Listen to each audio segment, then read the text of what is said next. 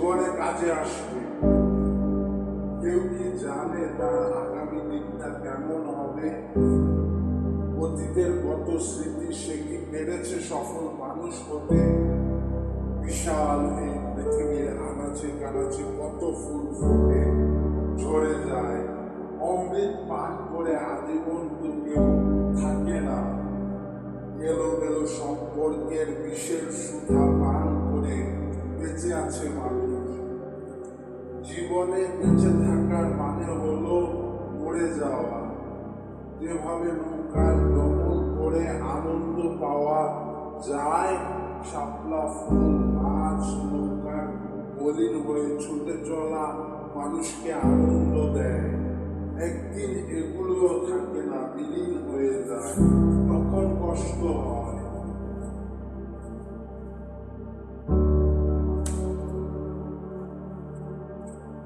জমিনের ভারসাম্য নষ্ট হচ্ছে, প্রকৃতি হয়ে যাচ্ছে বিলীন, গাছপালা কাটা হচ্ছে, নাইট্রোজেন বাড়ছে, অক্সিজেন কমছে, বিশুদ্ধ বায়ু পাওয়া যাচ্ছে না, জীবাণুযুক্ত শহর, মাটি হয়ে যাচ্ছে দুর্বল, পশু প্রাণী খাবার পাচ্ছে না।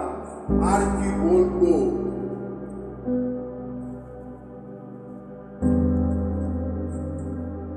নৌকায় ভ্রমণ করে পানিতে হাত দিয়ে আমি দেখেছিলাম একটি সাপ। তখন আমি অনেক ছোট।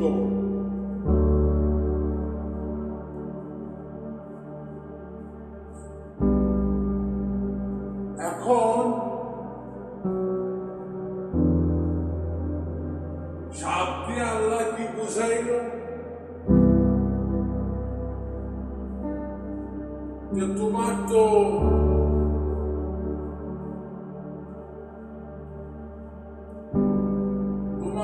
ভুল পথে চলা হচ্ছে। তোমার জীবনটা চলা উচিত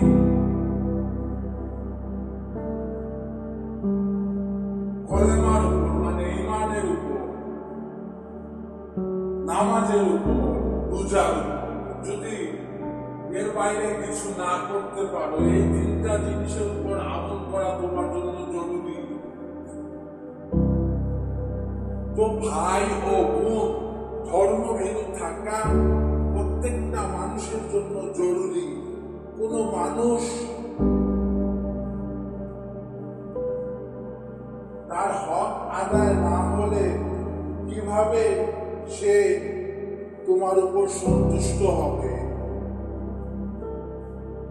ইন্নামাল আমালু বিন্নিয়াত, মানুষের সবকিছু নির্ভর করে নিয়তের উপর। একটা কথা না বললেই নয়, যিনি সম্পদশালী, আল্লাহ যিনাকে সম্পদ দিয়েছে, সেই সম্পদের হক আদায় করা ওনার জন্য সবচেয়ে গুরুত্বপূর্ণ।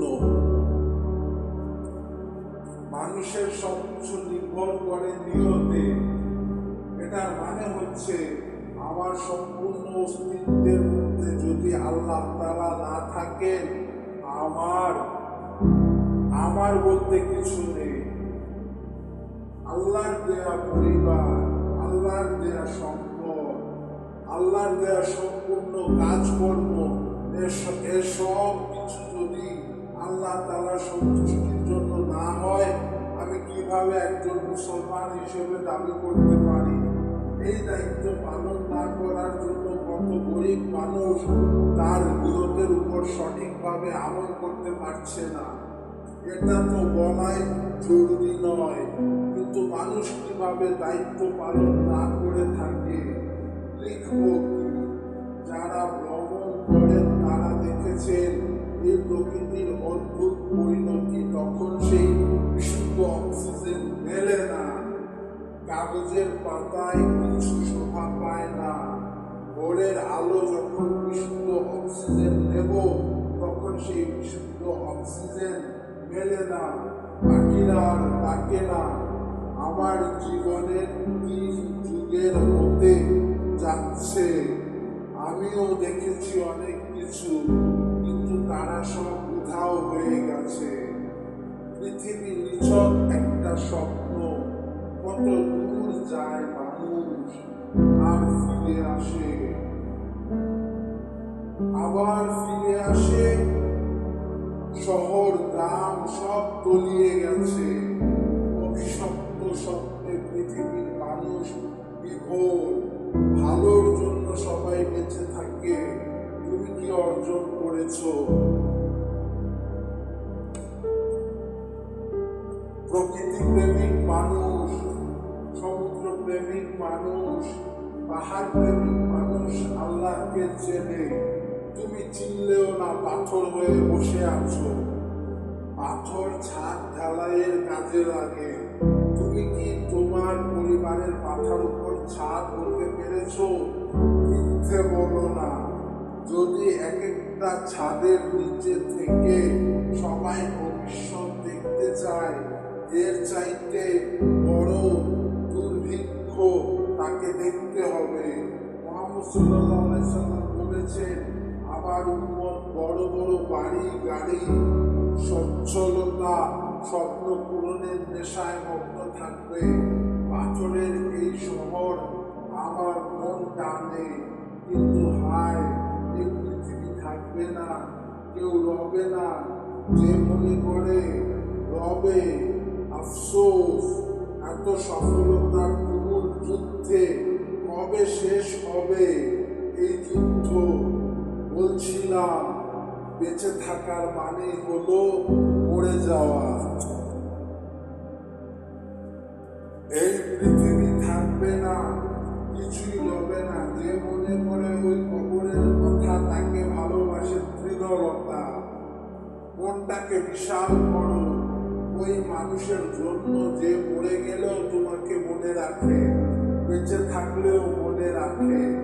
1448 যুগ বের হয়ে এসেছি, কিন্তু চিন্তা করো, আল্লাহ চাইলে পৃথিবীকে পাপের জন্য ধ্বংস করে দিতে পারতেন, কিন্তু এখনো আমরা জয়ী। পাপ দিয়ে কবরের সাপ ডেকে রাখা যায় না। তোমার কাছে মনে হতে পারে দুর্বল কথা, মনটাকে যদি পাপের মোহর মেরে রেখে দাও, এই পৃথিবীর স্থায়িত্ব কমে যাবে। এভাবে ভালো মানুষগুলো সময়ের আগেই চলে যাবে।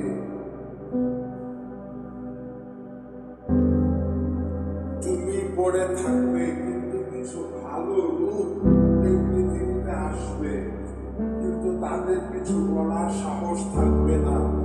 অন্যায়ের পক্ষে কথা বলো, তুমি কত বড় পাপী। এই দুনিয়ার ধ্বংসের পর আফসোস করবে, তাতে আল্লাহ তাআলার কিছু যায়ও না, আসেও না। তোমাকে যে আযাব ভোগ করতে হবে, 40,000 বছর কবরে, 40,000 বছর হাসরে, এরপর বলছিনা চুলের চাইতে চিকন, ফুলের চাইতে ঝাড়। ভাগ্যবান তো এটার উপর দিয়ে বের হয়ে জান্নাতে চলে যাবে। যারা পাপী তারা এই জাহান্নামের স্বাদ ভোগ করবে। 1000 বছরে লাল, 1000 বছরে নীল, 1000 বছরে কালো করা হয়েছে জাহান্নামকে। এই জাহান্নামের সকল নোংরা জীবাণু থাকবে তাদের খাদ্য। আল্লাহ কারো উপর জুলুম করবেন না। নেককাররা তার সফলতা পাবে, বদকাররা তার আযাব আস্বাদন করবে। তাই বলছি, মরার আগে একবার মরুন, তখন বুঝতে পারবেন এই দুনিয়াটায় একটা জেলখানা। এই জেলখানা পেরিয়ে ওই অকল্পনীয় স্থানে মানুষ যাবে। মেশকে আম্বরের গাঁথনি দেওয়া ঘর, যার গ্রাম চারিদিকে থাকবে। আলেম এবং হাফেজ, তাদের মা বাবাকে ইজ্জতের মুকুট পরানো হবে। থাকবে রূপসী নারী, হুর দিলবান। একজন হুরের আঙুল যদি পৃথিবীতে রাখা হয়, তাহলে পুরো পৃথিবী জ্বলে যাবে। তাদের সৌন্দর্য দিন দিন বাড়বে। দুধের নহর, শারাবের নহর, মধুর নহর। গাছের গুড়ি উপরের দিকে থাকবে, ফল নিচের দিকে থাকবে।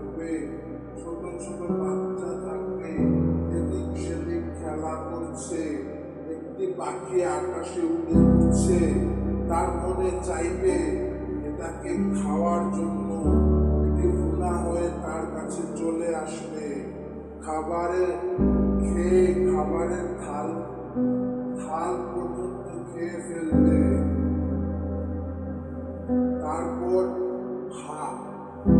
তারপর একটা ঢেকুর দেবে, সবকিছু হজম হয়ে যাবে, তারপর আবার খাওয়ার মতো যোগ্যতা পয়দা হয়ে যাবে।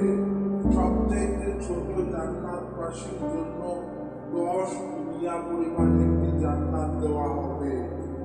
জীবিত অবস্থায় একবার মরে দেখো, না হলে এই দুনিয়াকে চিনবে না। মানুষের হাতে গালি খেতে হয়, মার খেতে হয়, তখন বোঝা যায় আমি কত বড় বাদশা ছিলাম। অন্যায়, সন্ত্রাস, জিনা, ব্যভিচার এসব দুর্নীতি দিন দিন বাড়ছে। হতে পারে তুমি একদিন বিপদে পড়ে যাবে। ভালো মানুষের জন্য এই দুনিয়ার 1448 যুগ ধরে টিকে আছে।